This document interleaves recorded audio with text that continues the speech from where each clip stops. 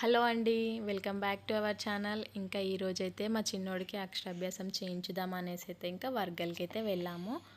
బాసర వెళ్దామంటే చాలా long distance అవుతుంది అనేసి అయితే ఇంకా వర్గల్కి వెళ్ళాము. వర్గల్లో ఉన్న విద్య సరస్వతి అమ్మవారి టెంపుల్లో మా వాడికి అక్షరాభ్యాసం చేయించాము.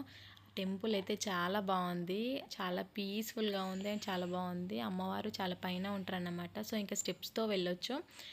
2-3 ఫ్లోర్స్ ఏమో ఉంటుంది, ఐడియా లేదు. అండ్ స్టెప్స్ ఎక్కలేని వారి కోసం లిఫ్ట్ కూడా ఉంది, లిఫ్ట్లో కూడా వెళ్ళొచ్చు. ఇంకా మేమైతే స్టెప్స్తోనే వెళ్ళిపోయినాము. టికెట్స్ అక్షరాభ్యాసానికి బయట కూడా ఉంటాయి. మేమైతే ఇంకా లోపల టెంపుల్లోనే తీసుకున్నాము. టికెట్ కాస్ట్ వచ్చేసి 300 అనుకుంటా, ఐడియా లేదు, 250-300 అలా ఉంది. అక్కడే అవన్నీ వాళ్ళే ఇచ్చేస్తారు అందులోనే. అండ్ మనకు స్లేట్ అవన్నీ కూడా బయట దొరుకుతాయి. ఇంకా మేము బయట తీసుకున్నాము. 300 అలా అనుకుంటా. ఒక పెద్ద స్లేట్ ఇస్తారు అండ్ ఇంకా 4 చిన్న స్లేట్స్ ఇస్తారు.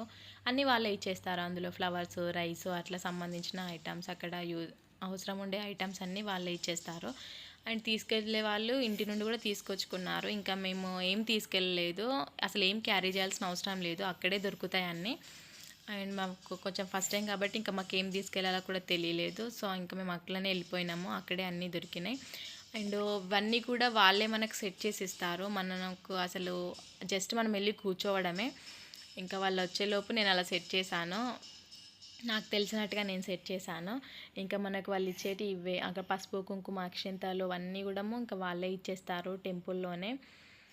ఇంకా పంతులు రాకముందు ఇలా మొత్తం వాళ్ళు వచ్చేసి వాళ్ళ నుంచి ఒక పర్సన్ ఉంటారు, వాళ్ళు మొత్తం ఇట్లా అన్నీ సెట్ చేసి పెడతారు. పంతులు వచ్చేలోపు ఇవన్నీ సెట్ చేసి పెడతారు.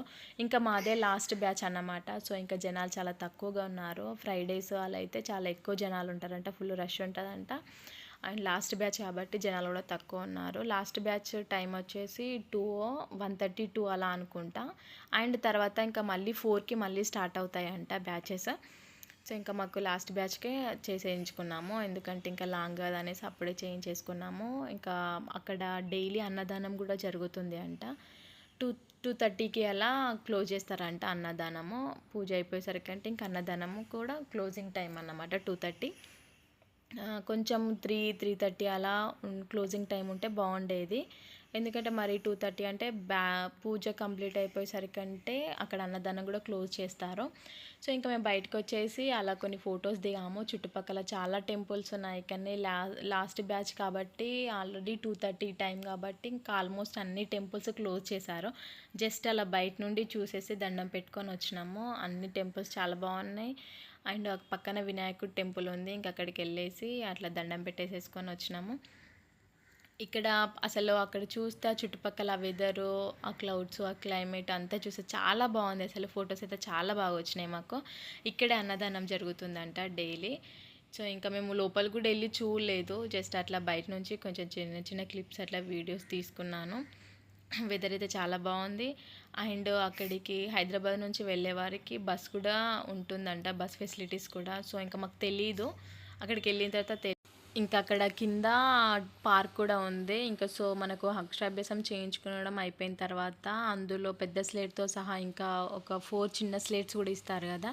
సో ఇంకా చిన్న స్లేట్స్ని ఇంకా మా చిన్నోడి చేతుల మీదుగా అక్కడ ఉన్న చిన్న పిల్లలకి అక్కడ పార్క్లో ఇప్పించాను అనమాట. సో ఇంకా అట్లా ఇప్పించాలంట, అందుకే 4 చిన్న స్లేట్స్ అందుకే ఇస్తారంట, మన పిల్లల చేతుల మీదుగా వేరే పిల్లలకి ఇవ్వడం కోసం అనేసి.